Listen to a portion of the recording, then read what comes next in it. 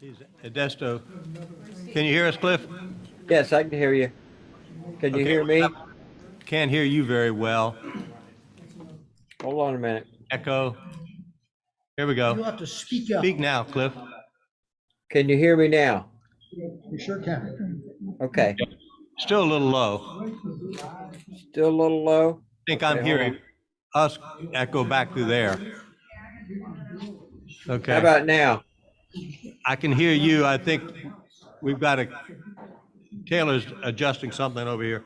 Okay. Now, just talk to us a bit, Cliff. Can you hear me okay now? How about now? And now he's coming out of this speaker. Okay. Okay, well, I just Speak want to again. show you, just want to show you what you're missing here. Cliff, talk to us.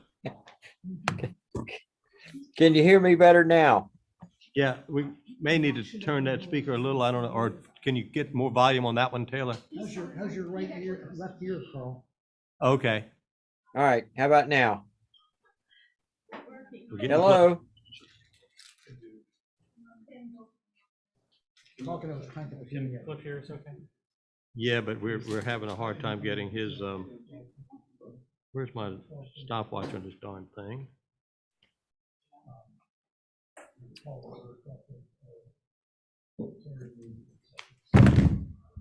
Okay. Cliff, recite the Gettysburg Address to us. Is this a test? Yeah, yeah, testing the audio, For 407 years ago, correct? our fathers brought forth on this continent. How about that? That's got it, and now we can hear you. Okay. And congratulations on your memory. Continue, can you continue? Well, that's about as far as I could get. Okay, very good. We got you loud and clear. Thank Okay. you. Okay, we're almost ready. Got about one more minute. Where's the flag? Oh, flag. We'll pretend there's one over here. Okay, we'll just delay it. Yeah, she's going to get it. Thank you, Taylor. Thank you, Walt, for catching that. Watch your cord there. Oh, of course, it's behind everything else. Yep, of course. Need help, Taylor? Yeah, I got it. Okay.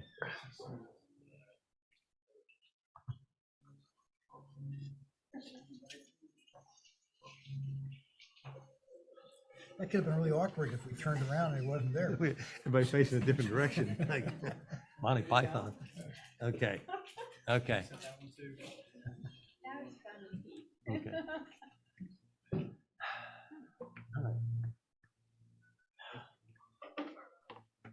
I was in a meeting one time.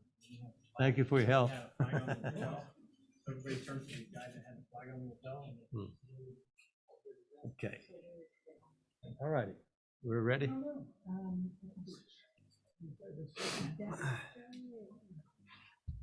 you know where it is? It's right behind you. No. Yeah. No.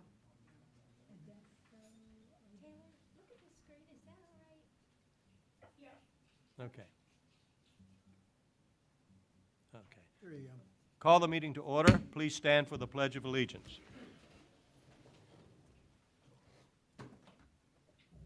I pledge allegiance to the flag Flag. United States of America. and to the republic on which it stands, one nation, under God, indivisible, with liberty and justice for all.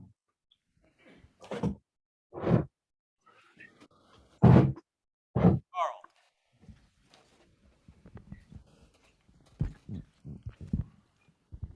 I move that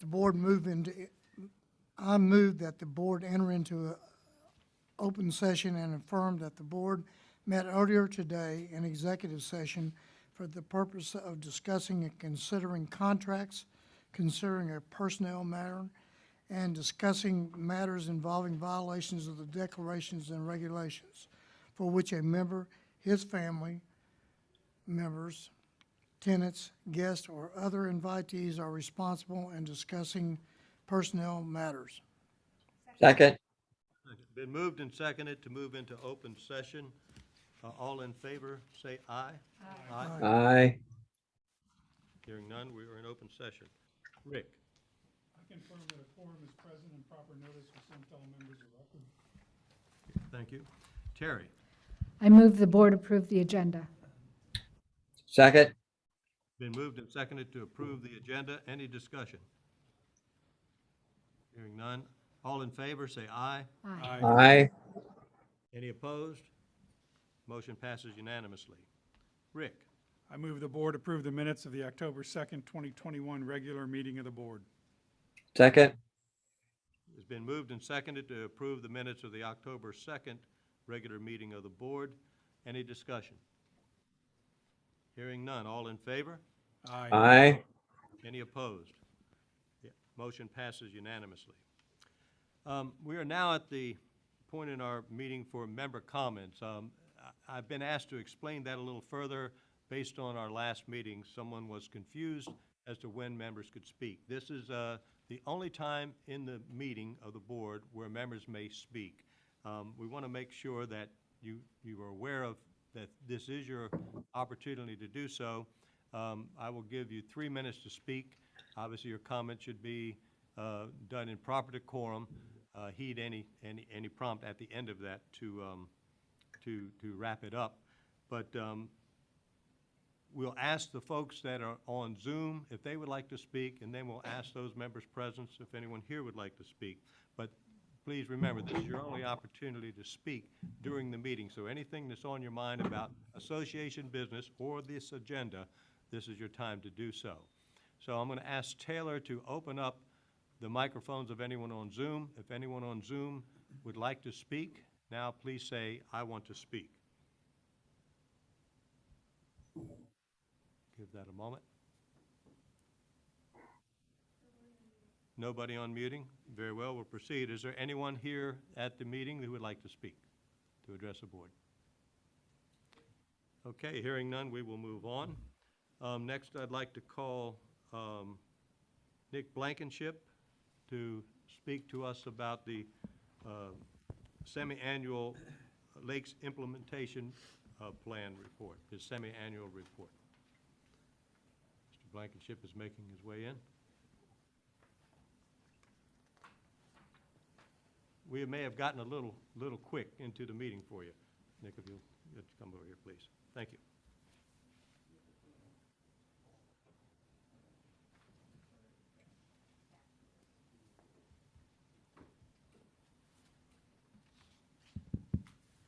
All right, good afternoon, Good afternoon. Mr. President, directors, members, and associates.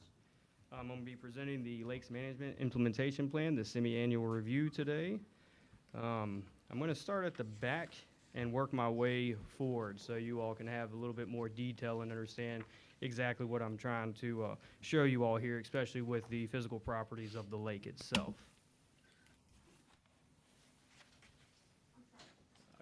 Okay. Sorry.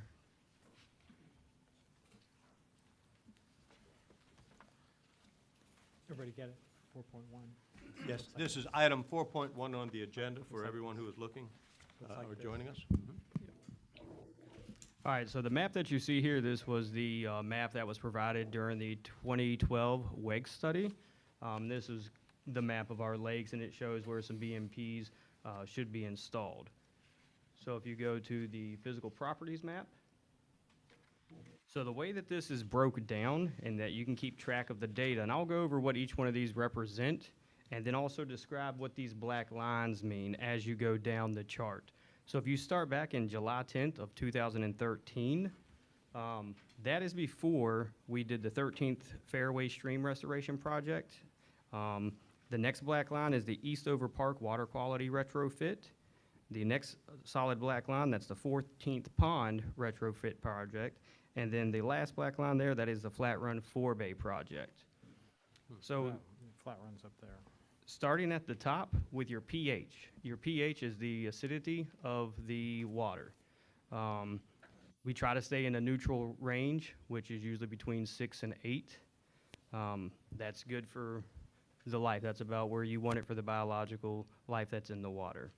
Your surface DO, that's dissolved oxygen. You want that in there because that's what the biota lives off of. That's how they breathe in the water through their gills or whatever other breathing apparatus that they may use. Of course, the temperature of the water, conductivity, that's kind of your salinity of the water. Your TSS, that's your total suspended solids. Thank you. Your Secchi depth, that is how we actually measure how far you can kind of see through the water, the clarity of it. And then turbidity kind of goes in hand with that as well.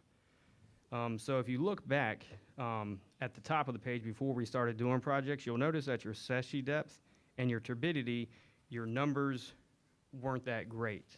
As we've implemented these projects, you'll see that your numbers have reduced or gone up, which is exactly what we want to see. And that's one way that we can monitor how these projects are actually working and keeping sediment and nutrients kind of sustained.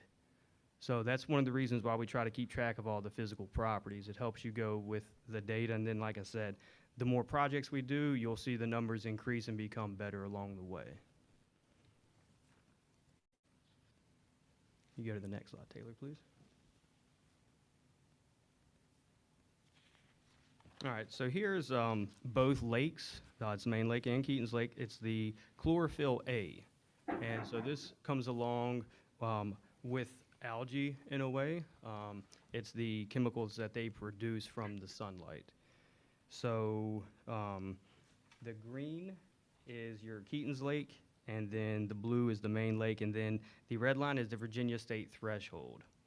So when you look at this, you'll see that for the most part, we have been below for several years. There's only 3 points that were higher above the standards, and once again, that comes into play with the projects. As the more projects and the BMPs, which is best management practices for stormwater, the more of those that we implement, the better our numbers and results will be. So have you noticed, since there was one spike in 2018 that could have been due to the storms. I know that year this region had a lot of storms, so maybe there was a higher influx of nutrients reaching the lake. So that might be one reason why we saw a higher spike then.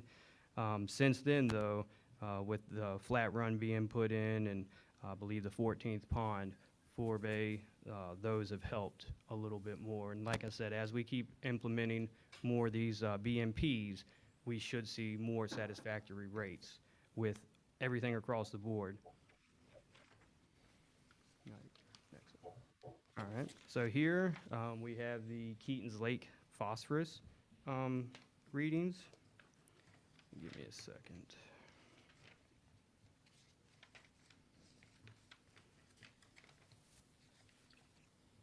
All right, so Keaton's Lake with the phosphorus, it's been higher than the recommended EPA level. It's averaged approximately 2.7 times the EPA standard. So last year, it actually averaged 2.7 times the EPA standard. In the 4 season samplings for fiscal year 2019, we averaged 51 micrograms per liter. In fiscal year 2020, levels increased to an average of 56 micrograms per liter. And so far for this fiscal year, the levels have decreased an average of 54 micrograms per liter. Go to the next one. All right. And then so here's the nitrogen levels of Keaton's. It has been higher than the recommended EPA standard of 360 micrograms per liter. During this time, Keaton's Lake has averaged 2.8 times the EPA standard. Last year, Keaton's Lake averaged 2.5 times the EPA standard.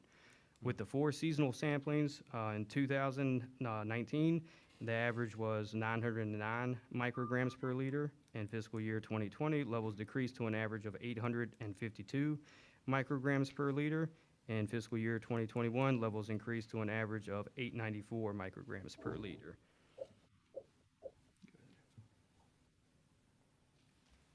All right. So here's the graph for the phosphorus in the Main Lake. So over the past 3 years, total phosphorus has also been higher than the recommended EPA standard of 20 micrograms per liter. During this time, the Main Lake has averaged 2.2 times the EPA standard. Last year, the Main Lake also averaged 2 times the EPA standard. In the 4 seasonal samplings in fiscal year 2019, the average was 38 micrograms per liter. In fiscal year 2020, levels increased to an average of 55 micrograms per liter. And in fiscal year 2021, levels decreased to an average of 36 micrograms per liter. All right. So here's the total nitrogen for the main lake. It's been higher than the recommended EPA standard of 360 micrograms per liter. During that time, the main lake has averaged 1.83 times the EPA standard. Last year, the main lake averaged 1.74 times the EPA standard. The 4 seasonal samplings in fiscal year 2019, the average was 682 micrograms per liter. In fiscal year 2020, levels decreased to an average of 614 micrograms per liter. In fiscal year 2021, levels increased to an average of 692 micrograms per liter.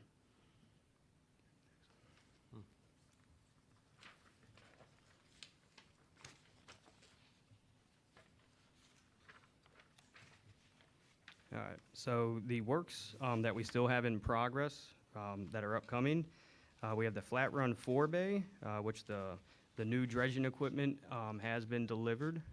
We've got a couple things that still need to be modified by the distributor that sent us some of the items. But once we have that, the operator will remove sediment, leaves, and debris at Flat Run 4-bay. And then Eastover, once Chemung is done paving, we're gonna take some of those millings, and at the Eastover Park retrofit area, we're gonna lay those millings down and kind of make it a little bit nicer back there for a walkway and everything around that area.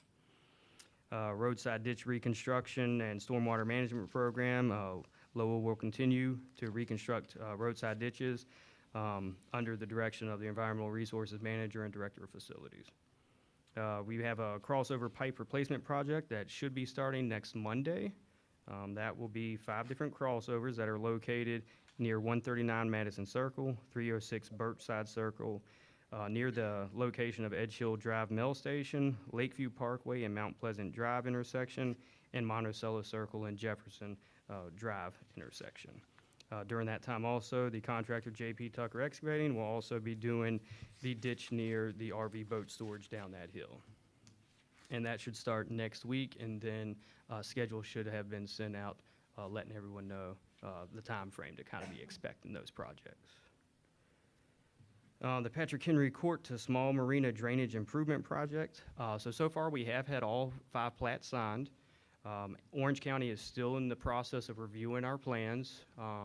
We're looking at maybe trying to schedule a meeting with them, with Don Rismeyer and myself, next week, to try to see if maybe we can help their plan reviewers maybe expedite this process a little bit more so we can get that moving. Once that's done, the plats will be reviewed by the courts, and they will be recorded, and then we just have to work with our attorneys to get the deeds done. And then AMT is also still trying to secure DEQ and the Army Corps of Engineers permitting for us. And then we can also, once we have all the plats recorded and the deed signed, we can go ahead and advise AMT to move forward with the final design of that project.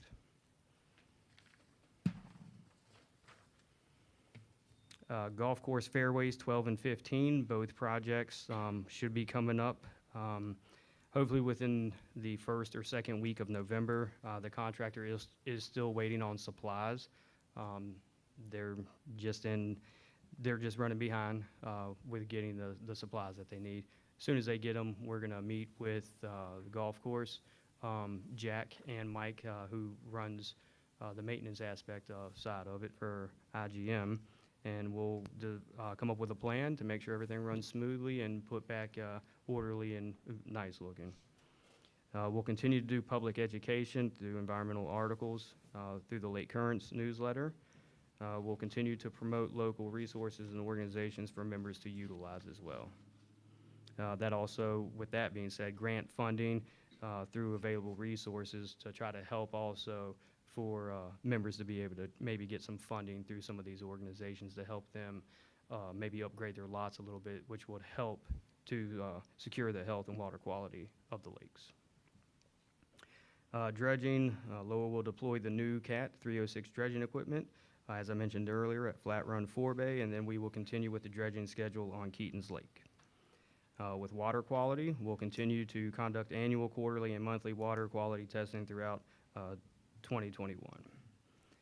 Fisheries and Habitat Management will also continue to conduct annual fish stockings and habitat management. And then Aquatic Plant Management, Submerged Aquatic Vegetation Survey was conducted by AMT, which you all should be receiving the results, and we should be receiving the results next month. And during the 2021 Lakes and Stormwater Management Plan study that they are conducting, the results will be given next month. All right, so here are some items that were completed last year since the last semi-annual review in April. So structural projects, Eastover Park Forebay, week of May 3rd, Roads Department removed sediment, leaves, and debris so that the forebay's design would work adequately. Additional riprap was placed in the forebay to help divert the water to the appropriate direction that it's supposed to go. Public education, articles were written for buoys and navigational markers, stormwater management, invasive and non-invasive species, and use of pesticides. Dredging, since the last semi-annual review, dredging points K4, which is near Keaton's boat ramp, dredging point K1, which is the last cove past the dam, and dredging point K5, which is a cove off of Wilderness Lane. They have been completed. Approximately 1,320 cubic yards of sediment was removed. Our goal within a 6-month period is to get 1,000 to 1,400 cubic yards. So we're right on schedule with that, and we're hoping once we get the new dredge operational, we're hoping to try to keep track of that and see if maybe production goes up, and that's something we'll keep you informed on. Roadside ditch reconstruction and stormwater management. The LOWA Roads Department's works combined with contractors yield the following results. So far to date, 1,794 feet of ditch reconstruction has taken place. Our goal is 4,000. So we should be on track to achieve that and maybe go a little bit more. Same thing with the Patrick Henry, the small Marina drainage improvement projects. As I stated earlier, we've secured all 5 of the signatures that we needed. We're just waiting on Orange County to do their reviews for us. We had a minor Lakeview Parkway ditch reconstruction project in the 3900 block. Years ago, apparently they piped 260 feet of ditch line, and they tried to put in a system that's used in curb and gutters. Water can't take a right-hand turn unless it's forced, so they had a drop inlet. It was not useful. So we removed that and then also removed this pipe that was not functioning correctly. It was rusted out. So we removed that and then replaced the homeowner's culverts that were connected into that as well, and then have an open ditch channel now. Water quality, LOWA staff completed all annual, quarterly, and monthly water quality tests thus far through now, basically, including nutrient monitoring, physiochemical monitoring, and the bacteriological monitoring. Aquatic plant management, preliminary spring survey of submerged aquatic vegetation took place in May of this year. As of right now, we're waiting for AMT to also give us more results with that, and that's something we should be updated on next month. With the fisheries and habitat management, so in July and September of this year, we stocked bluegill sunfish, red ear sunfish, black and white crappie, forage minnows, 3 different types. And like I said, we did that in July and in September this year. All right. And do you all have any questions? Let me remind everyone that Director Wilkes is online with Zoom today. I'm just starting. Cliff, any questions for Nick? No, thank you. Okay. Any other directors with questions? Carl? On the Lakeview Parkway ditch reconstruction, it seems like you took 260 feet of 15-inch corrugated pipe out. Was any of this salvageable? One piece was, and we left that, it's the very top of the hill. The homeowner had one that was salvageable. The other 3 need to be replaced. I have one question. Terry? Just a small question, Nick. You provided a chart on roadside ditch reconstruction program, Yes. and the targets for the 3rd year through the 6th year are significantly different targets than 7th to 10th year. The targets previously were 11,000, and now they're 4,000. So I was just curious why that is. 2 miles were contracted work, so that's basically it. So the stormwater management funds, I believe, that's what we use to try to do the 2 miles of ditches. But one thing that I have been doing is utilizing some of that money for the crossovers. Those, in my opinion, should be addressed just because we don't want road failures. We have road failures, it will be a lot more expensive not only to repair the culverts, but also the road. So, Anyone else? Walt? You mentioned getting into the forebay when we get the new barge. yes. Is there any sense of when the new barge may show up? It is here. The dredge equipment is here as well. There was a couple things with the barge that the contractor's actually here right now fixing. So before we actually put it in use, we had to get these items fixed. And is what they're called spuds, and that's what's gonna hold them in place. The contractor left a part out to where we wouldn't be able to secure it in place. So they're here now, I think, to fix that. So hopefully next week we will be able to have it up and running. And Rick, you had a question? Nick, nice presentation, thank Thank you. It's my understanding we have some capability here at the lake to do lab testing. Could you just briefly talk about what parts of this or other parts are conducted in-house versus what's done contractually out? Oh, absolutely. So in-house, we collect all the samples, and then we send them off to labs. The only part that we really do in-house, actually test, is the TSS, and that's your total suspended solids. So our lab is equipped to be able to do that. So that's the only one that we really do in-house. Everything else we collect and send off to a lab in Richmond or a lab in Orange County. Okay, thank you. You're welcome.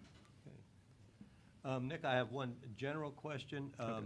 The last couple of years, the phosphorus and nitrogen levels have gone up. And Yes. that's obviously something that you all are always greatly concerned about. Just in general, what be the explanation for an increase in those things while we're gaining in the total suspended sediments, et cetera? We're still getting a lot of phosphorus and nitrogen. Yes. So I think this is my assumption, AMT's report, when they give that to us, I think we're gonna see that some of the areas that the water does come in through, doesn't just come through the forebays that we have. Right. It comes through members' lots, and it comes through drainage easements. So sediment, your nutrients are attached to the sediment. And the more sediment we have, most of the time you're gonna have a nutrient influx as well. So one thing, like I said, I'm hoping that this report that we will receive next month will kind of show us some of those potential areas and then maybe how we can fix them. Once we start addressing most of those, I feel like, we're always gonna have is nutrients, but I think we'll see a good reduction in that area. Phil, you had something? Thank you, Mr. President. I would say that this is the last report you're going to get that that relies mainly on the WEG report.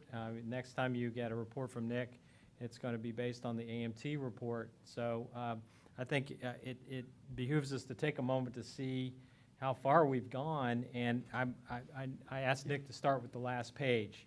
Yes. And that's, when sometimes we're asked, well, what metrics do we use?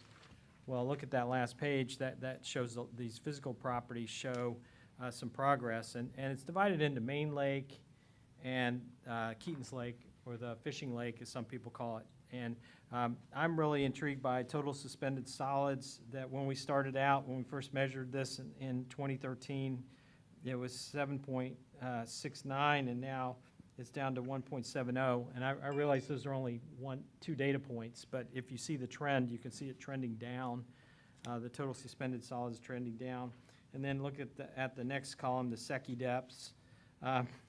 In July 11th, 2013, the SECI depth was 1.82. And on July 28, 2021, the SECI depth was 8.11.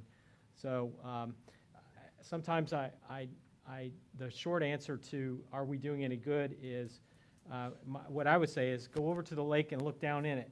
Can you see down in the lake? That's a sign that we're making progress. But you're right, we still have pollutants coming into the lake, so we've got to mitigate those. And so I just want to congratulate Bobby Jones, who had Nick's job before him, and Nick on the hard work that they put into this. Nick has done quite a bit more these days on stormwater. We think of him as a stormwater guy, but he's also a Lakes Health guy. And so, congrats, guys. And I do hate to say it, but we did have a Keaton's warning. Could you say a little bit about that? What's out there right now? Yeah, so we noticed last week that there was a lot more film or green matting kind of coming up. One of the things that we believe has caused that was due to the lack of rain and then also the sun. You know, it's been kind of cloudy, so as what happens, your particles will try to come up and try to get more of the sunlight, so that water column, they come on top. We tested when it was still green. It rained on the weekend. We came in. We didn't really see any more of the matting. It's kind of dissolved back through the water column. But just because it tested higher for those, we're going to go ahead and treat the lake anyway, just to make sure that any potential more blooms are taken care of. So we're just waiting for the contractor to schedule the treatment for us. Very good. Thank you, Phil. Thank you, Nick. You're welcome. All right, All right, thank you all. great. We are now at item 4.2 on the agenda, which we have removed. That report from planning and zoning will be on the November 6th agenda. So we will move to item 5.1 on the agenda, executive session actions. Cliff, oh, I'm sorry, officer reports, excuse me, officer reports. Any reports from officers? Okay. Hearing none, we'll move to 5.1A, executive session actions. Cliff. I move the board deny the appeal in case number 21-1020-3. Second.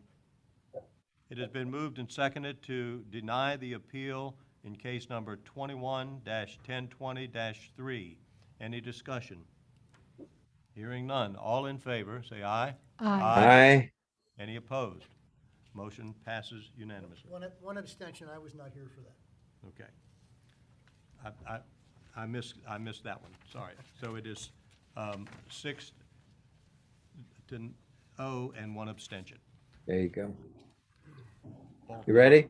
Yes, the next one, Cliff. I move the board deny the appeal in case number 21-1020-6. Is there a second? Second. Been moved and seconded to deny the appeal in case number 21-1020-6. Any discussion? All in favor?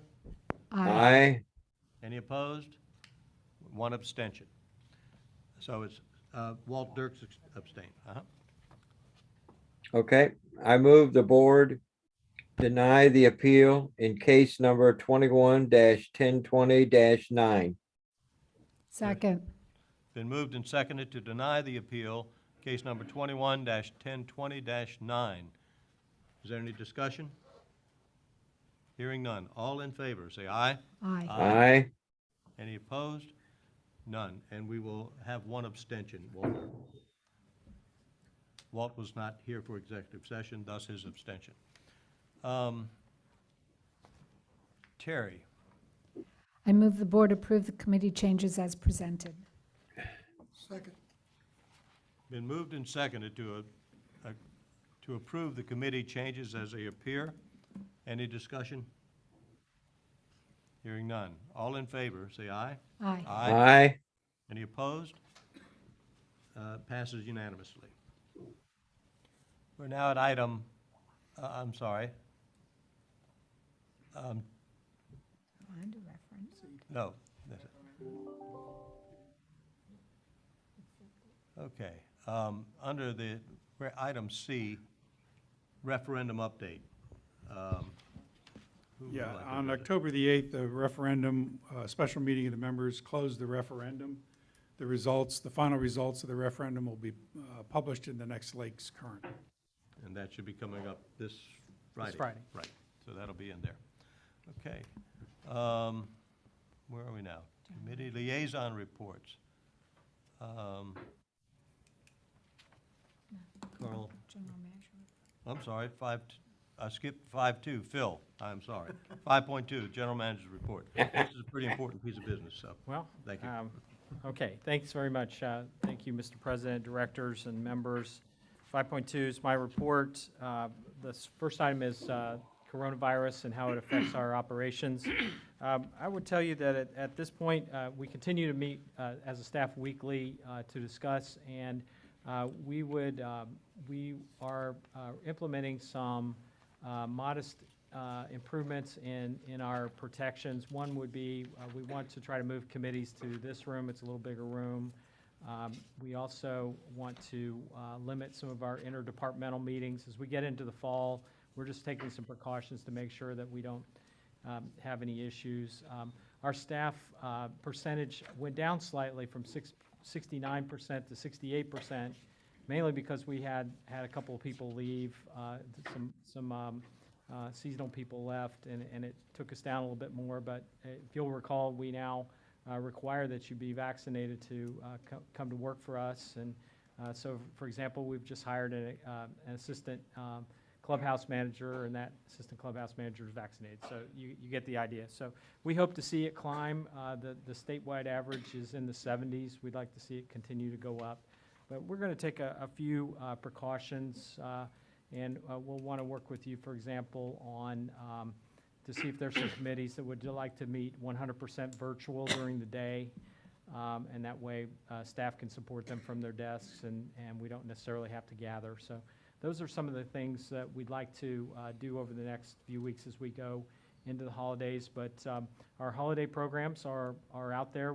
You'll see, if you go on our website, you'll see a wide variety of activities that we have coming up, and we recommend that members, if they're not vaccinated, to wear masks at those. And we usually have a notice at those events accordingly. So we'll continue to look at those notices and how we handle it, but we don't plan to cancel any programming. In fact, we've got Halloween, Thanksgiving, Christmas, New Year's events coming up, so stay tuned to those. So that's my coronavirus report. Want to see if there's any questions at this point. Any questions of the board? Hearing none, continue. Okay, the next step is to talk about the financials, and then I'll follow up with general updates. And I did have an addendum that I submitted today. And so on the September financials, we are looking good. I had told you a couple of meetings ago that we're off to a good start, and I believe that was Charlie Manival, our finance director's statement when he briefed you on a quarterly, and Walt Dirks, our treasurer, in his Lake Currents article said we're off to a good start. Well, here we are, where we've got 1 month to go in the second quarter, and we're looking strong going into mid-year. We've, as you can imagine, we already know how October's shaping up, so it's looking good. Let's talk about some of the numbers right there in my report. We collected another almost $101,000 of the current assessment, and so now we have about 1.16 million. That's about 83.2% of the total lot assessments billed. Compare that to where we were last year, and we were at 81%, so we're running a little better than we were before. As far as the departments go, we're running a favorable variance of $202,488. I'll talk about that in a little bit more, but I did want to mention the delinquency rate. It's at 6.6 compared to 5.9 last semester. Not concerned. We end up trying to work with about 15% of our members throughout the year to try to get them to catch up on their payments and get their accounts back to zero. And we continue to send out letters, and we have another round of letters going out. So kudos to the departments sticking with the program to make sure that gets done. And of course, as always, we encourage members, if they have trouble with their finances, call us up, and we'll work out a payment plan for you that fits your budget. At the end of the day, we want to see all members pay their assessments. We want them to all be current, all be able to use the amenities, so we're going to work with you. If you look at the financial statements in your packet, it's a pretty big piece, but right after the page that says September 2021 financial statements is the breakdown of departments. And we've highlighted some of how they're doing. Favorable balance is primarily as a result of performances by almost all departments, but noticeably Clubhouse, Fairways, golf operations, and fitness. They're performing very well. I would tell you, Charlie and I also look at how they compare to 2019, pre-COVID, to see how they're doing, because if you remember on this budget, we set the targets lower for the restaurants, thinking we may still be restricted in going to them. So that's terrific news that they're doing so well against budget. When we look at how they did against 2019, Fairways is performing about as it did in 2019. The Clubhouse is a little behind where it was in 2019, but still excellent against budget right now. This is important because what falls to the bottom line will be available to you to help pay for next year. And if, as we get into talking about the replacement reserve, that's going to be important that we have some additional money to help get into that. I would, since we're talking about the restaurants, I would say that food costs are a concern. Cost of goods right now is a concern. So, but otherwise, glad to see that the restaurants are doing so well. I would also highlight golf. It's doing very well. Daily rounds and daily cart rentals are looking good, and also a lot of credit goes to Jack Deal and his staff on tournaments. They're getting tournaments back in, and tournament revenue is going up as well. Those are a few of how things are going. So as I said, daily greens fees and tournaments fees are looking good. When it comes to those on the negative variance side, security has a negative variance, and we're trying to work that so it comes back even. I would tell you that with their budget and maintenance, we've seen gasoline costs creep up, and that's going to affect our being able to meet budget. And I would also, equestrian, they are doing a little better against budget now than they were last month, so we were glad to see that variance reduced a little bit, and we'll continue to work with them. They just hired a new assistant equestrian manager, and she comes on work this week. So kudos to Bridget. She's continuing to try to reduce those gaps. So that's where we stand with September financials. As I said, as you look at the overall sheet, when you look at I like to look at the three columns. If you look at revenue, we're ahead 290,279. Expenses, we're behind 87,791, and then the net works out to be 202,488. So we took in a lot more revenue, but we had to spend some more money to get it. But at the end of the month, it turned out well. So, do you have any questions about the financials before I end on some other notes? Walt. Yeah, first off, a comment. Given the staffing issues that we have, which is not just our problem, but a nationwide problem, the performance of the Clubhouse and Fairways is even more remarkable because they've had to reduce their hours because they haven't been able to get the staff to man the place or staff the place. So that's, if we can begin to get our staffing issues under control, that really bodes well for us. A question, last year we, around this time, began to do, projections which got better and better as we went along as to where we were probably going to be year end. And I'm wondering whether or not we could start doing that now because, obviously, once again, I guess, I'm a little traumatized from our unrestricted cash flow deficit a couple of years ago. Knowing what your operating cash is interesting in your revenue, but the really magic number for us is the unrestricted cash flow. And I'm wondering whether it's possible that we can start getting at least some projection on that, recognizing that the further out in time you are, the softer that projection is. Because when it comes to the budget, that's really the number we're gonna be relying on to figure out whether we have anything left over from this year to Exactly. apply to next year. Yeah, we have another quarterly installment for you, I believe in November, is that right, Charlie? So what a great segue into our next month's meetings. You'll get your next quarterly installment, that'll have the projection to the end of the year. It'll have a projection on cash and also how we're Yeah. doing against budget. But once- Charlie will get out his crystal ball and tell us if we're gonna balance the budget. And he has some pretty good assumptions, a pretty robust model. Okay. So we'll have to dust off your turban. Yes, and so right about the restaurant. We've had to cut back on some of the Fairways hours. We'd love to see that added back, and get back to our full offerings. But Yeah. getting a whole cadre of staff is the key. I know some members of the community have been unhappy that they go over to Fairways, for example, and it's not open. Well, it's, it's sort of like, the mind is willing, but if you don't have the staff, you can't open. And it's just been a problem, and as I said, it's not just our problem. The media are just full of stories of everybody's having trouble staffing, and I just wonder where Amazon tends to get those 150,000 people they claim they're going to hire. I hope they don't get them from us. We need everybody. All right.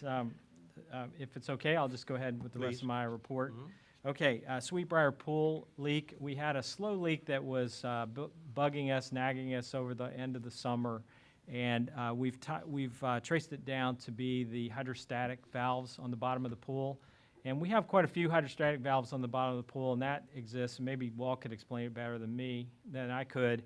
But there's a lot of groundwater pressure right here. I don't know if there's like some natural springs in this area, but there's a lot of upward pressure on the pool. And so the hydrostatic valves allow that to be released into the pool when there's a lot of ground pressure. If you'll go back a few years, remember we used to have a different Sweetbriar pool, and we had a pool contractor, not the one that we have now, a different one, tried to drain it too fast, and when they drained it too fast, the pool popped up and cracked the bottom. And so that's why we have so many in the Sweetbriar pool. So those have to be replaced, and my simple explanation would be more like a light bulb. You got to unscrew them and screw the new ones back in. We do have a repair that needs to take place ahead of time. We need to repair some of the bearings on the pool pump.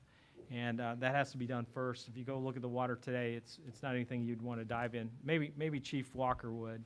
He would dive into those murky waters, but we're going to get that fixed and get that leak taken care of. All right, on the 17th and 18th, 17th green and 18th fairway, if you're a golfer, you'll recognize those as some areas that have retained water, and we were able to install some drainage pipes and drain that off. And so from what I've heard, the golfers are very pleased with the 17th green wet area being resolved and the 18th fairway wet area being resolved. And we have a contractor, we've identified a contractor that likes little jobs. This is kind of a small job. You're talking about putting in a few feet of pipe to resolve an issue, and we found somebody that we can rely on. So these were sort of nagging us for a while, but now we got somebody that will do them. Let me refer to my addendum. It just has a few more items that were sort of notable items at the end of the day, and one is we're getting ready to do a round of construction projects in the community regarding the ditches and to advance our stormwater management plan.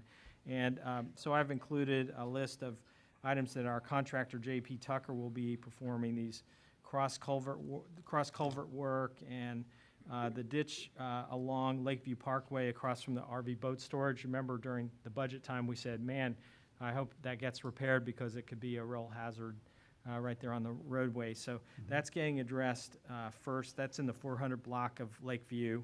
And you can see the other projects we have down the line. So this is our effort on stormwater management at work right here. All these make a world of difference. But it also means there might be some delays. So we've notified some of our partners. Chief Walker takes care of 911. We make sure Fire and Rescue knows. We make sure REC, our RSA, and schools know that this is happening. If you turn the page, just a couple of other items. Shoots and Fest 2021 went very well despite the rain on Saturday. That's supposed to be the 16th, October 16th. We had the morning golf outing had 96 golfers, went really well. Proceeds went to the swim team, LOWA swim team. The afternoon community event had a consistent 200 attendees throughout the afternoon. And the cart barn was used because of the threat of rain.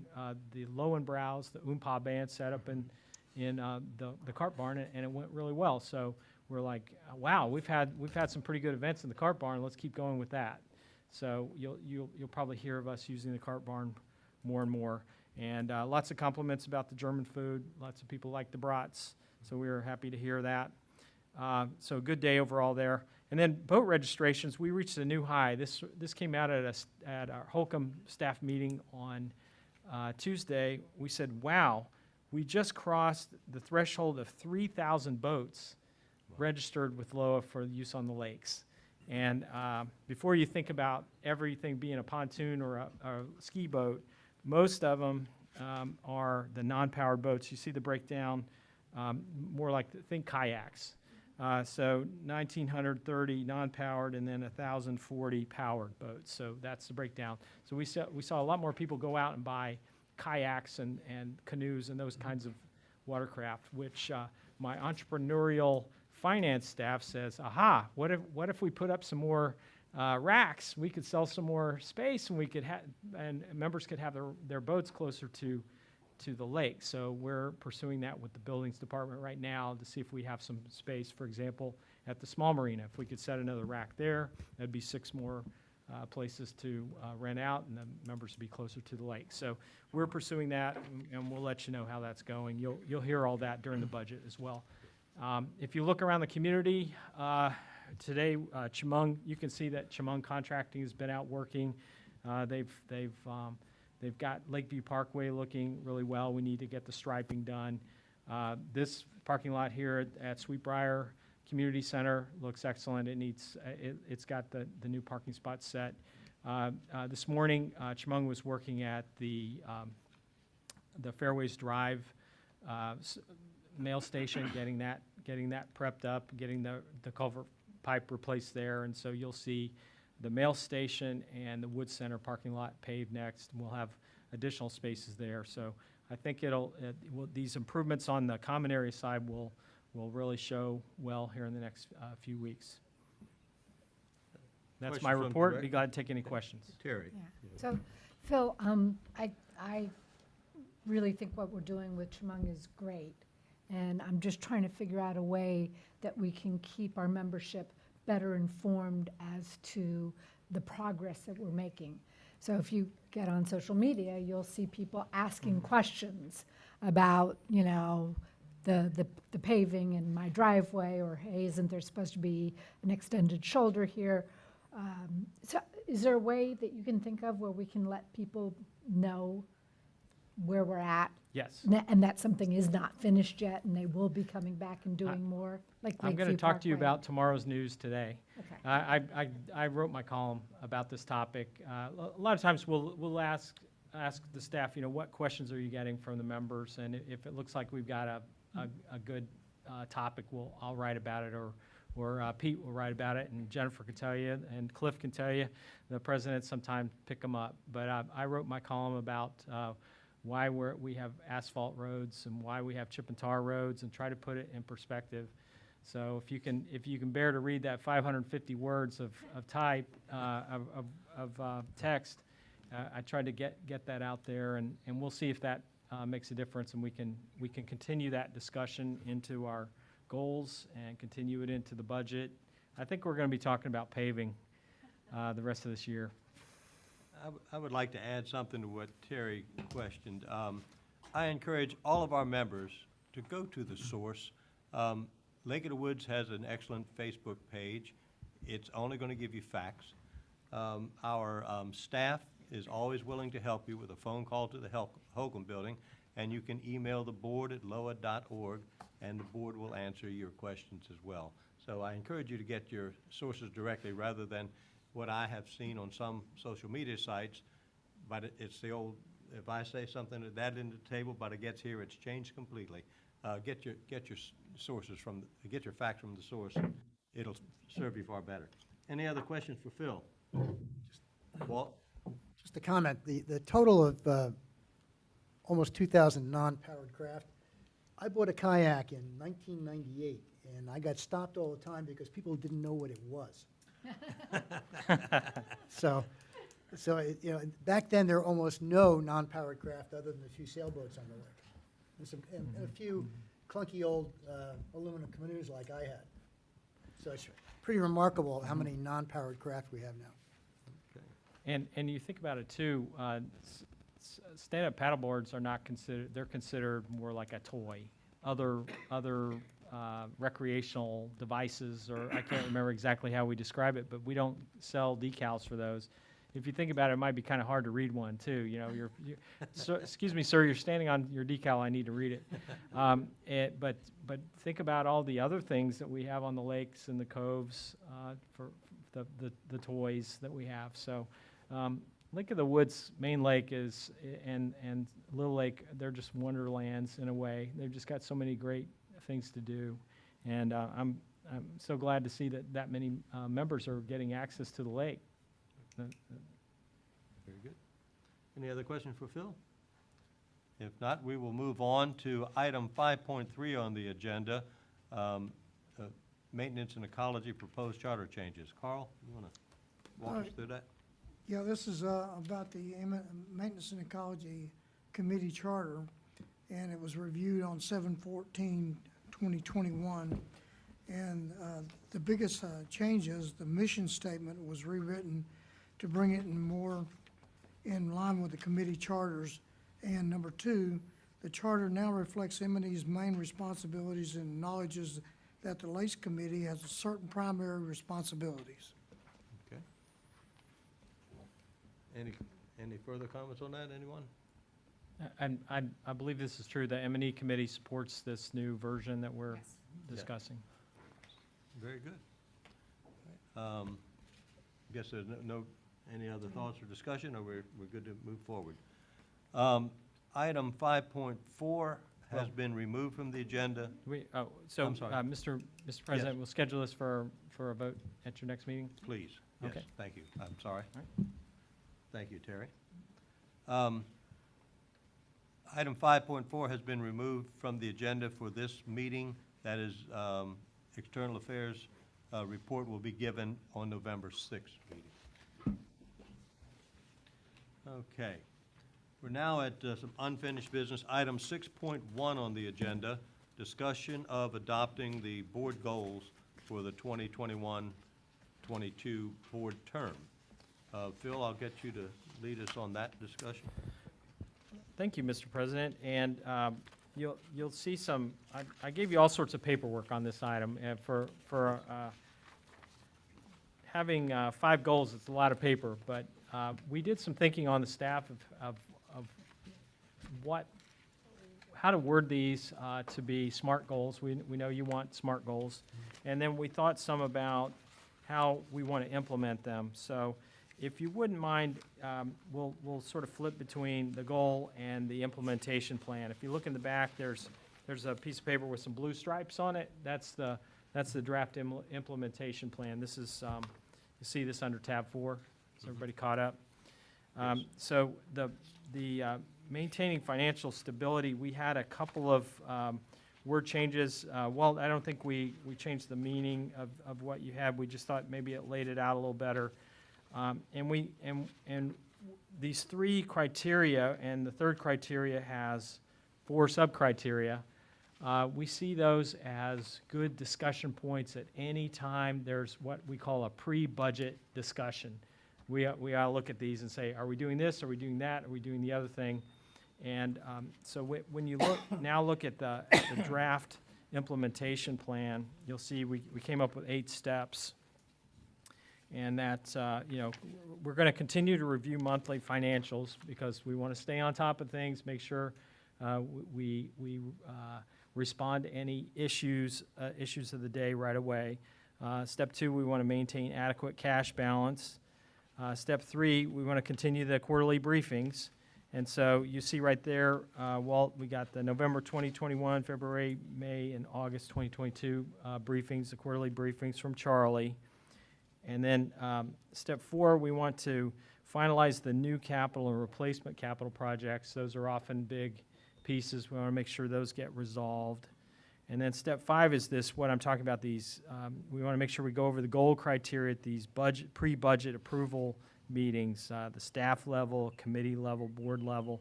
We get those discussions made, so that's how we think we can honor this goal. And then we're going to manage the two budgets together. As you know, as the draft comes out, we'll look at it in terms of the current budget and the proposed budget. And we've got the target set for February 16th when you'll approve the final new budget, and then we'll start the collections process. And we're going to be using a lot of automation this year that we already have in place with Zego, but also we want to have some new tools in place by that time. The staff on this will be Charlie Manifold, the director, Barbara Riley, the controller, and then all the ops managers. Our liaison will be Walt Dirks, our treasurer, and the finance committee, planning committee, and to some extent all the committees, mainly the amenity committees, are going to be involved in maintaining financial stability. So I don't mean to go over that too much, but this is the plan that we see, and I just want to ask if you think we missed anything or need to tease this out anymore, if you thought this is okay. I would say one more thing. We're going to publish the draft goals in the Lake Currents that's coming out Friday, so there's no action today. You could still change the words if you'd like, or modify it, and then we'll have you adopt the goals at November 6th. Okay. Any Anything on questions one? On this one first? Okay, if not, then Phil, proceed to the Okay. rest. The second one, Lakes and Stormwater Management Plan implementation. And we did some rewriting of this, tried to take out some of the redundancy. Everything is really gearing around this A. Morton Thomas and Associates report that you're going to get next month. We've got it scheduled for the November 16th board meeting for you to receive that report. If all goes well, you will. Our fallback date is December 15. We didn't really change too much about how it's set up, but we did say that we want to review the study at the working group level and then the board level to determine the action steps. Now, it's hard for us to know right now because A&T is off doing their work. Are we going to look at what they did and say, this is perfect? I wouldn't change anything about it. Let's just implement it 1 through 20 exactly as they have it. Maybe so. Or you may say, wow, look at project number 5. That one only costs this much. If we did that one now, we could just take it right off the list. So I'm imagining we're going to have to keep the work group going, and Jennifer and Carl are participating in the work group. They may want to look at the priorities and see if it works best for us. At the same time, we want to look at, you've asked us to look at the leaf removal and ditch repair crew, which now is in the budget guidelines. So we'll be proposing those 3 positions in the budget. And I also write about that in my column this Friday. And we want to address runoff from the Fairways, and that's going to be in the Miller-Dotson report that you're going to review here in a little bit. And that tells me I need to make sure those capital projects are squared away. And then we want to establish some metrics for looking at the effectiveness, and we'll be looking to AMT to see what they offer in terms of metrics. So we think we've captured the essence of this.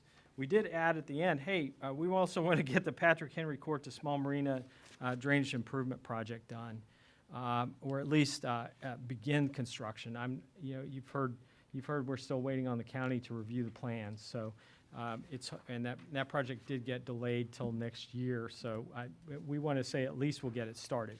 So if you look back to the plan, here's what we think the steps are. There are fewer steps than the previous goal, but we want you to get that plan, the A. Morton Thomas plan study on either the November 16 or December 15.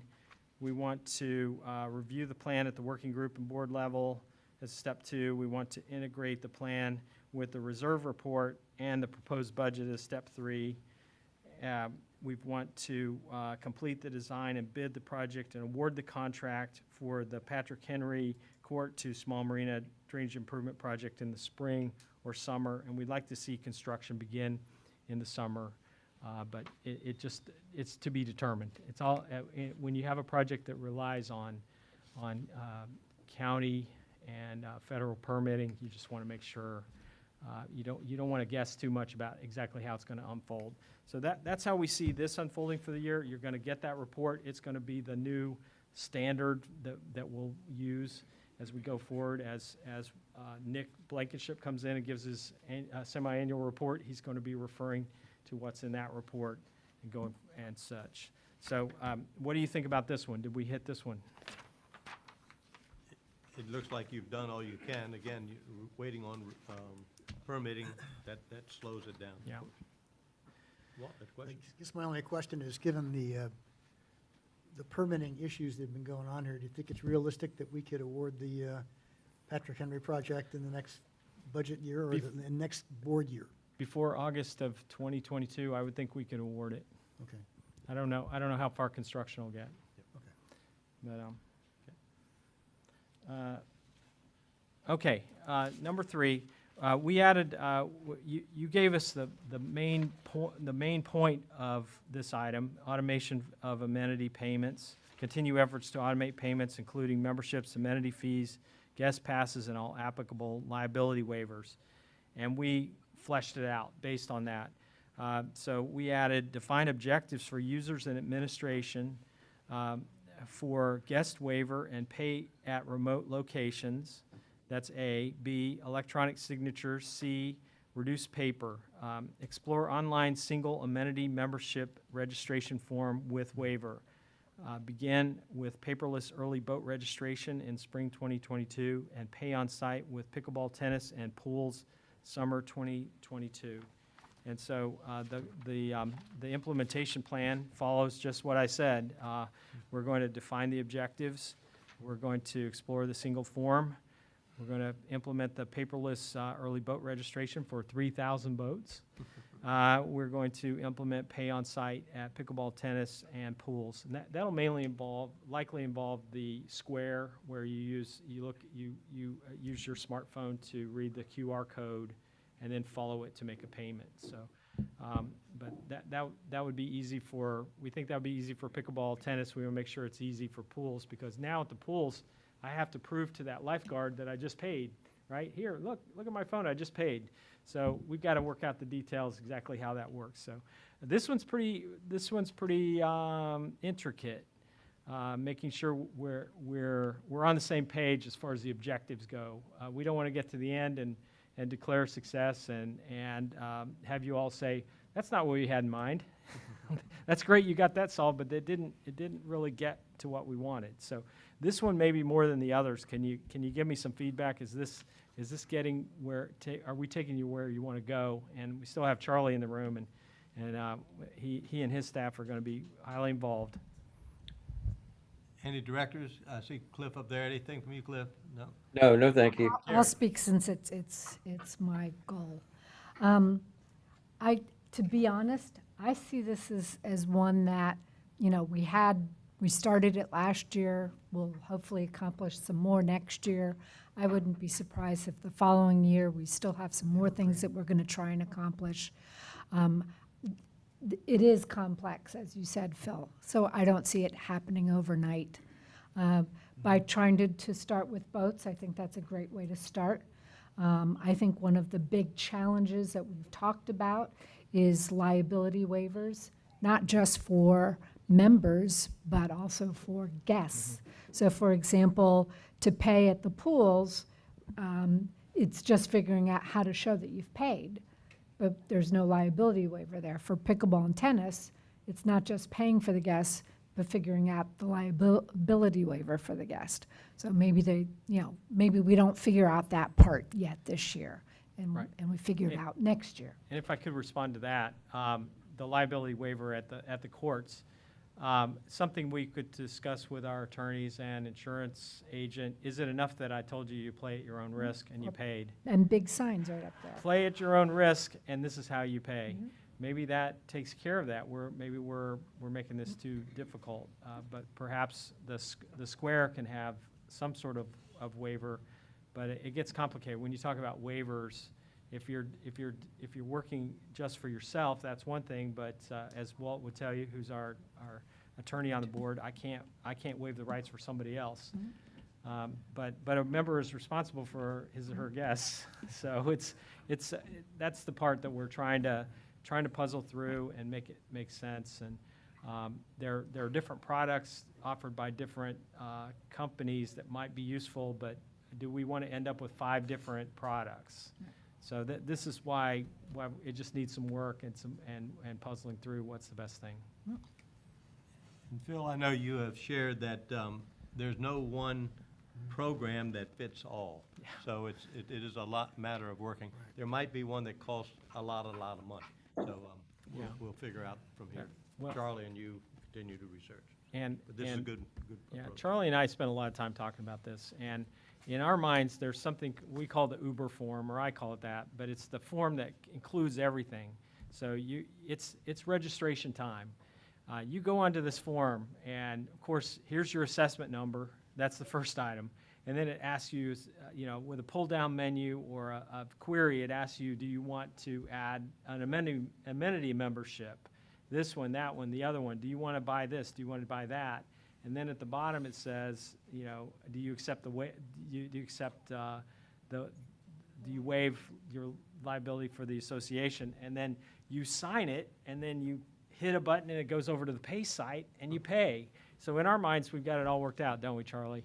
And if we figure this out, maybe we can sell it to somebody I was else. gonna say, you have a software program to sell. So that's the challenge. I've got to sign something. I've got waivers. They may not be just me. It may be somebody else in my family. It's, I appreciate the perspective, though. It's like, don't try to solve everything. Let's try to make progress. And that's what I hear you saying. Absolutely. Okay? Are we good, Charlie? Okay, thank you.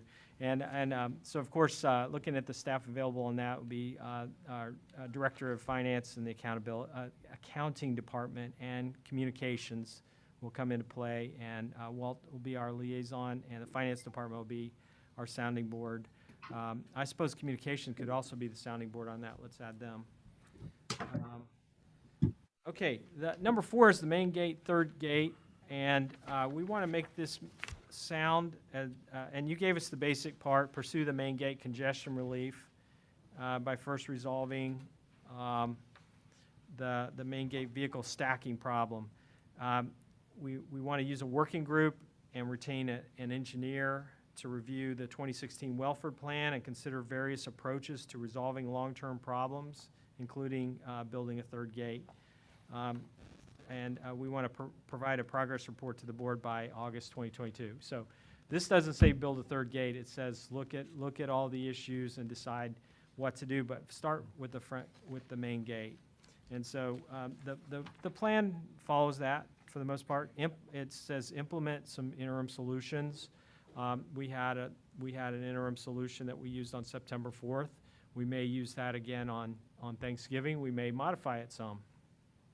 We want to get a working group set up. We want to hire an engineer if there's money in the budget to do that. We'll need some money in the budget to get that done. We don't have enough on hand to take that very far. And we want to review the plan with the board by the end of the summer. So I'll be involved in that, as will Chief Walker and Bobby Jones, our facilities director. President Brown will be our liaison, and we'll use the Safety and Security Committee as our sounding board for that. How does that sound? Sounds good to me. Any other thoughts? Rick? Phil, my only concern about this is that when I look at the goal, it starts out with the congestion relief as the first step in with regard to the stacking problem, and then transitions into the long-term problems in the third gate. with the end result being a report back to the board by August 2022. And it just, to me, it feels like the short-term problem has been commingled with the long-term problem as opposed to some clear delineation about, is there anything we can do before August 22 other than have a report on Right. the short-term problem? And I Yeah. think it would be helpful to, in the steps, maybe to break that out a little bit better, separate the two issues. Right. Okay, so I've got Chief Walker in the audience. He's listening. He's going to help me separate the two issues. We did say pursue interim solutions, but that's different than, for example, paving another lane at the front. You know, if we pave another lane at the main gate, we'll be coming to you and saying, we want to spend X dollars. And so, so that's what you're saying. You want us to, with the idea that we'd have our engineer, we don't want to do anything without an engineer saying this is the proper, get signing and stamping and signing something.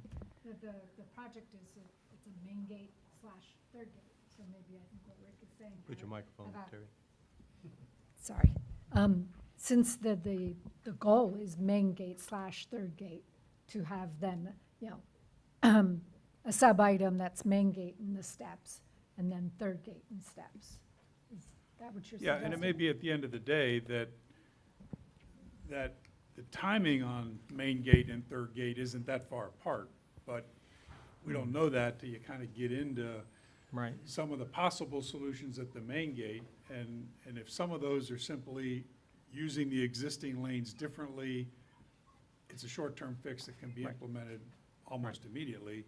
On the other hand, if it's, as you say, if it's paving another lane or something, it may end up being very parallel to a third gate, but I don't want to go in with the assumption that everything molds into a end-of-the-year plan Right. without consideration of short-term Yeah. solutions. That's a good point. I guess my main thought is unless we do something this fiscal year, I wouldn't have the money to do next fiscal year until May. I could get somebody started on something in late April and they could bill me in May in the new budget. So maybe if you're saying I need to make this a higher priority, we'll have to allocate some funds now. So maybe you could do some thinking about that, and we could do some talking about that before November 6th. And that would change, that would change the schedule some. Yeah, maybe at the least, to go along with what has just been discussed, we have a goal of some idea of what the front gate solution might be by the end of April.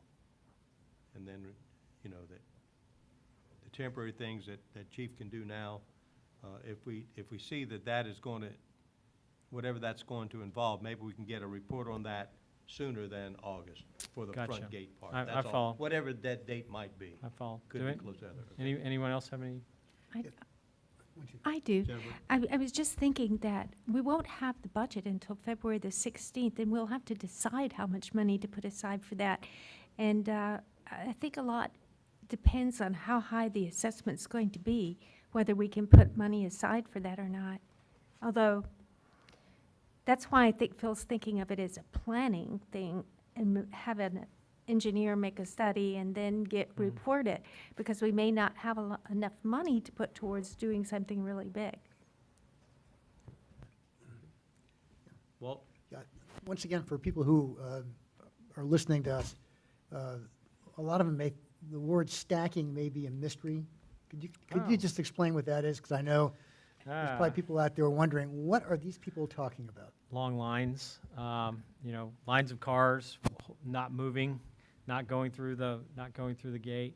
Not going through the, going past the visitor stop there at the security hub. So, yeah, I'll try to come up with a better term for that and explain it a little better. Well, it's a great term if you understand what it means, but I think Right. the problem is a lot of people are going to be mystified. Right. I would right. just add to that part of why this come up is the stacking issues, or there's too many cars in the lanes with nowhere to go, backs us out onto Route 3. Exactly. We've had to open the gates, et cetera, Yeah. for way too often. But And we're tracking that Yep. when that happens. It actually happened on Sunday. We had, I believe it was 6 minutes. So it's not, when this happens, it doesn't happen for hours.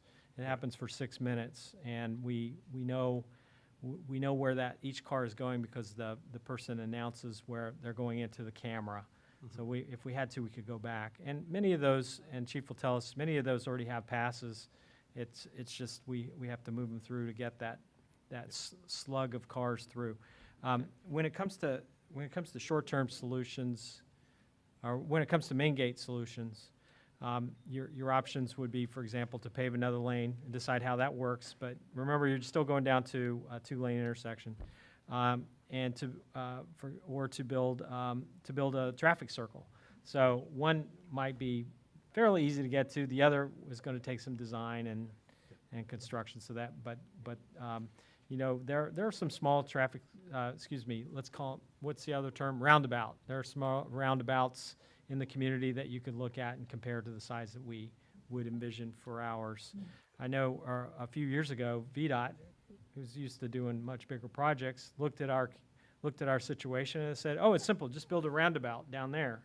Yeah. And of course, our budgets have fewer zeros than VDOT's budget, so it's easier said than done. But those might be two examples of two approaches you could take at the main gate. We've already tried to squeeze as much out of processes as we can. We got the left turn, the flashing yellow left turn, that helped us some, but that could add to a long line.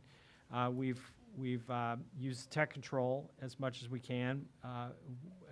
We need more members to use tech control, more members to send their guests the QR code. I saw a guest holding up his phone today, and the officer popped the QR code, and it spit out, the printer spit out a nice dash tag. So that system works. If we had more people doing that, that would be great. But there's only so much we're going to get out of that, and we've got to get some physical improvements. So that's what I see for the main gate, and I can give you a time frame to try to get something back on that. Maybe even talk to an engineer about giving us a phase. Tell me how much you charge me to work on the main gate, and then we'll look at some of the longer term pieces after we get that part done. Good point. Okay. Okay, thank you for good feedback on that. The last one is sort of along those same lines, and roadway infrastructure is sort of the theme of this meeting. We didn't really even change. We did some. We said this is roadway infrastructure. Consider a strategic plan to convert chip and tar to asphalt paving. That was what you had coming out of the retreat, and we said we should have struck out that first couple of words. It says, define objectives, consult with paving companies, consider various approaches, including phasing, and develop a financial plan by August 2022. Again, I need, we can't do all these goals at once. Right. And so I've got this one pushed out a little bit, but it's something that we're going to work on during the year. If you look at the schedule on this, defining objectives, I think it could take a while. If you think about the different approaches, you'd want to hear from the M&E committee. You'd want to think about some of these things yourself. And then we want to consult with some paving companies. Well, we've got one working for us now. We can consult with them. We want to talk to others. And then considering various approaches, I could name 3 approaches right now. You could probably name some too. There might be different ways to approach how we would add asphalt roads to the entire community. And then, of course, we got to develop this financial plan along the way. And we want to present whatever we come up with by August 2022. Bobby Jones be the key staff person, as will Charlie on the financial part, and Director Clausen with M&E, and probably Walt with Finance Committee as we get into the finance plan. And so M&E will be a key committee, and I would add Finance Committee as well. So did we get this one right? As far as what we know right now. Yeah. Yep. So if anybody has any approaches to how you would pave all the miles of roads that we have on chip and tar, how you convert those, please let us know. So that's your goals. We'll set this up for November 6th. You'll probably get some feedback from members when it comes out in Lake Currents this Friday, and we'll make some modifications and get those to you before the meeting. Very good. Okay. We are now at item 7.1 on the agenda, discussion of the Level 2 Replacement Reserve Report for the fiscal year Okay. 2022. All right, this is this large booklet, Yes. 150 pages or more, no, more than that. Gosh, Yes, this the thick giant one. book that we have. And Let me give you an overview of this Level 2 Replacement Reserve Report that I handed out to you. And I apologize it took a couple of extra weeks to get it to you. Like clockwork, we've handed this out on October 1st every year, and this year it took us a few more days. I would tell you that we have new assets, and we had a new reserve specialist.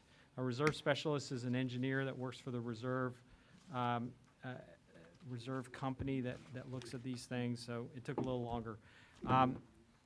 You're going to take a deep dive on this topic you have a dedicated meeting set up for October 26th. It's a special board meeting at 9 o'clock here at the community center, and we're going to go through this plan in some detail. We're going to invite Mark Hawes, who is the reserve specialist on this project, to come in and go through the condition report. Since this is a level 2, it has a condition report. And you can also ask Mark any questions. So if you have a question for him, you know what it is today, let us know. We've got a few questions to get him going. First question would be, what's the difference between the 2018 condition report and this one? What does he see as any immediate issues that need to be dealt with? And then from there. But just a snapshot on where we are. This has 855 replacement line items, sometimes components, called components. 25 of these were due to the addition of a new reserve item. So we added new assets. So the key number in this, I would say, is what Miller Dotson and Associates, who did this study, said would be our contribution to reserve next year. It's $1 million. Are you sitting down? $1,859,610, and that's up from $161,593 compared to the previous year, which was just a hair under 1.7. That's what you approved in your budget last year, 1.7. So, basically we'd be going from 1.7 to 1.86. That's a pretty big jump, and that's after Charlie and I worked it a few days to try to smooth it out a little bit. So it's a sign of a healthy community is that you have a current reserve study and you follow it. So this review you're about to do is a part of that. The peak year this will be key as we get into discussion is 2029. Usually that means any change you make before 2029 doesn't do a whole lot for you. But if you move something from, for example, 2027 to 2030, that can make a difference. And conversely, if you bring something from 2030 into recent years, it will cost you even more. There were quite a few increases from before. I mentioned there's additional 25 items. If you look on the back of my memo, additional 25 items over 1.2 million were identified and added. Some notable items, we do have some erosion control items in here now. The holes on the golf course, holes 10, 12, and 15. That totaled up $490,000. And the good news is the pipe projects for 12 and 15 are being done in November. But hole 10 is out there, and it's in a sense a place marker for whatever lakes management projects you want to do first. Hole 10 is in there. Stormwater management quality projects, sinkhole repair, that was a placeholder in a sense to see if we have any other issues like the ones we've had on these holes. The Route 3 hole 16 fence replacement has money in there for that, a considerable amount. So we've used we want to replace the the split rail fence with a better fence, and there's funds in there for that.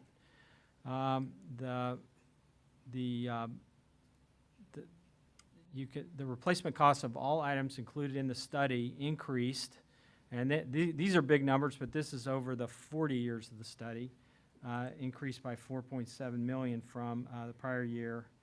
And you can see the difference. 33.3 is where we, 33.4 is where we are now versus 28.6, 28.7. So quite a bit. The replacement costs over the 40 years.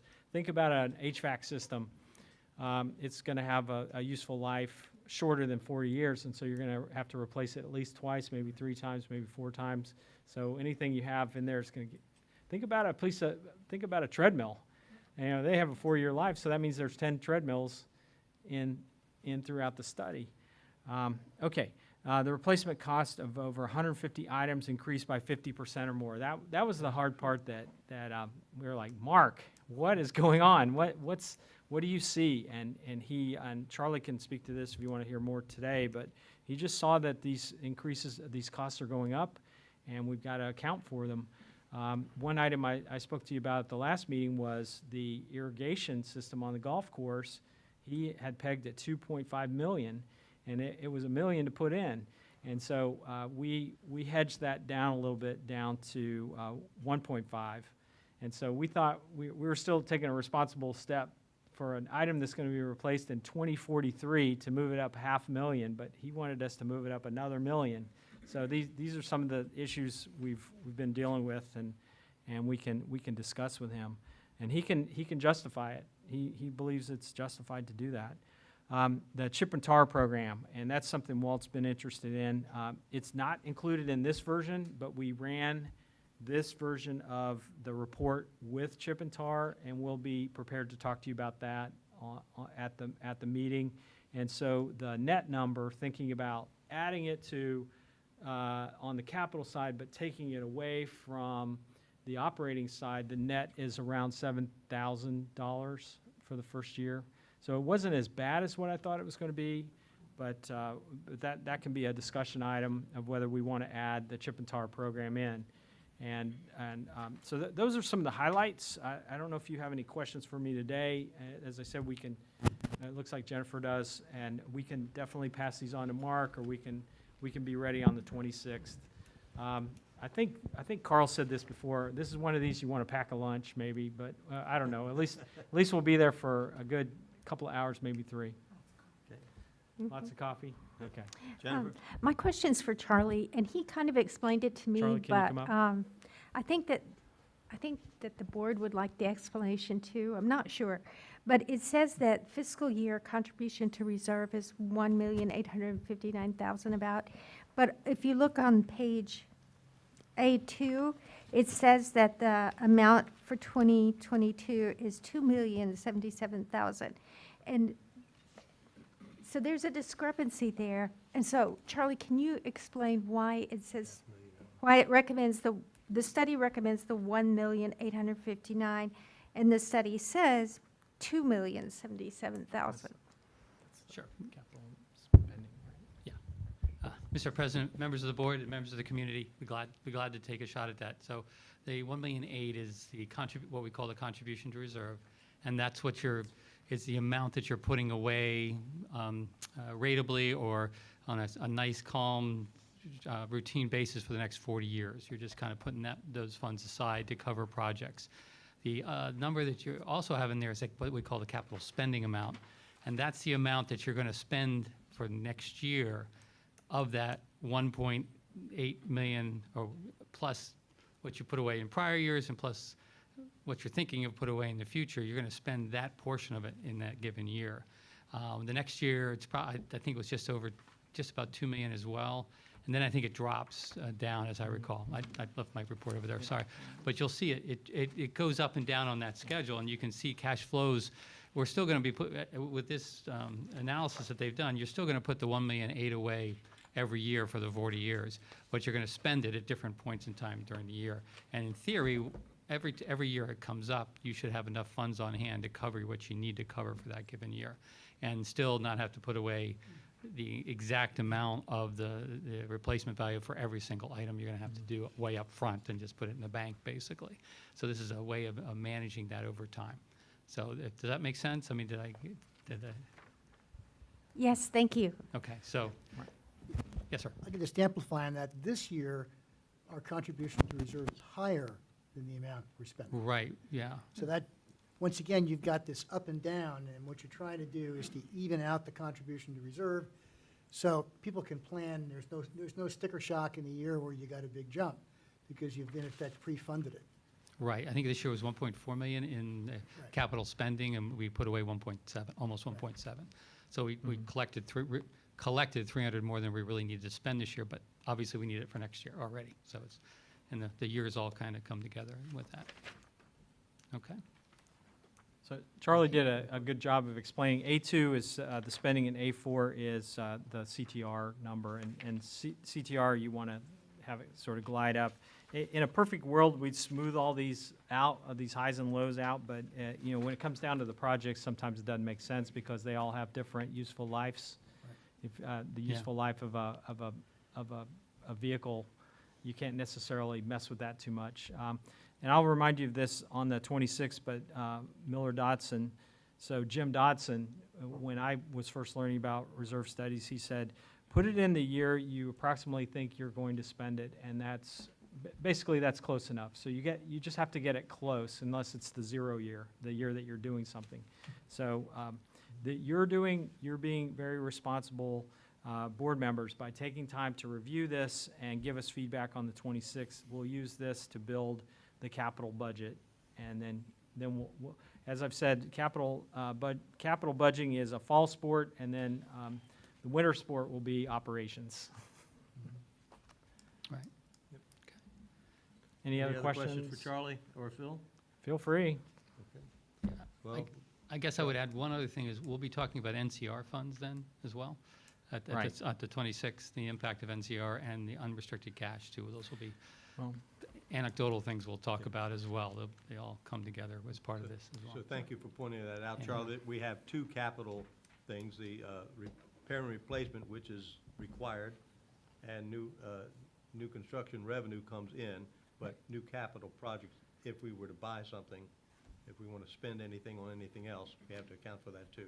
So all capital, trying to get that done first, and Right. then the operations later. right. And we'll ask you at the November 6th meeting to adopt the replacement reserve amount for budgeting purposes. You still have a chance to change it. But NCR really comes into play when you look at that first line on A4, beginning balance. Right. We spent a lot of time talking about what is going to be the beginning balance. And the thought is if you can use NCR to get your beginning balance up, then that's going to go better for you as far as what it costs on the contribution to reserve that goes into the assessment. And so there's a couple of different approaches, and Charlie and I have talked about doing a separate memo just on how to use NCR, new construction and renovation funds. Should you put it in the balance, or should you spend it on Patrick Henry, for example? Those would be a couple of choices, and the impact of doing that. So we'll give you some choices to go on there. Okay. All right. Thank you. Any other questions? Okay. Very good. Thank you, Charlie. Thank you, Good Phil. input. We thank you so much. Let me note that item 7.2 has been removed from the agenda. We're now at item 8, director comments. Anyone? Walt? Yeah. You've heard some reference to our October 26th meeting. We're going to be doing the deep dive on the repair and replacement reserve. You might want to bring a scuba tank with you. This is a big deal because ultimately you're hearing the number involved. It's someplace substantially north of $1.5 million. And it, so that has a very big impact on the assessment. And also, I think that it's not very well understood. People don't really appreciate exactly how much goes into this and how important it is. So if if anybody wants to take a deep dive, it's worth coming to that meeting because it is the opportunity to really get a sense of what's going on a very big part of the budget, which quite frankly to most people is a total mystery. Very good. Any other director comments?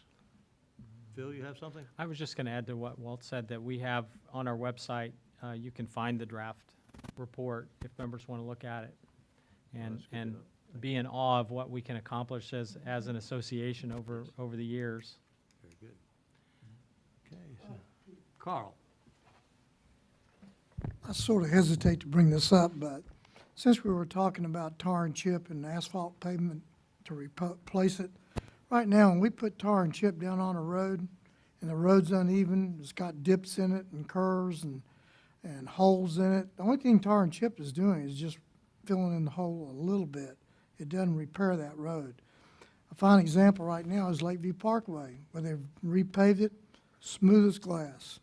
So if we can somehow come up with ways to get rid of this tar and chip and make everything asphalt, along with some kind of path on the side that, road extension, that would be a nice thing to make it a little bit wider. And they're doing that right now in Lakeview, and that helps a lot. Yes. Thank you, Carl. Any other director comments? All right, hearing none. Scheduled meetings. Special meeting of the Board of Directors, meeting for the purpose of discussing the repair and replacement reserve study, which Walt just mentioned. That is, of course, an open meeting Tuesday, October 26th at the Community Center, here at the Community Center, starting at 9 a.m. Next regular Board of Directors meeting, Saturday, November 6th, 2021, here at the Community Center, executive session at 9 a.m., open session at 10 a.m. And then the following Board of Directors meeting will be Tuesday, November 16th, 2021, at the Clubhouse with a 1 p.m. executive session, 2 p.m. open session, and that will be followed that evening by a special board. Pardon me? The next day. The next day, thank you. Yeah, well, I had to read the date, but I hadn't got there, but thank you all. The next day, the reason we're meeting at the Clubhouse is so we're set up for the meeting with the Board of Supervisors from Orange County, Wednesday, November 17th, at the Clubhouse at 6 p.m. That's an open session as well. Jennifer. I move to adjourn the meeting. Second. Been moved and seconded to adjourn the meeting. Any discussion? Good, none discussion. All in favor, say aye. Aye. Any opposed? Motion passes unanimously. We are adjourned.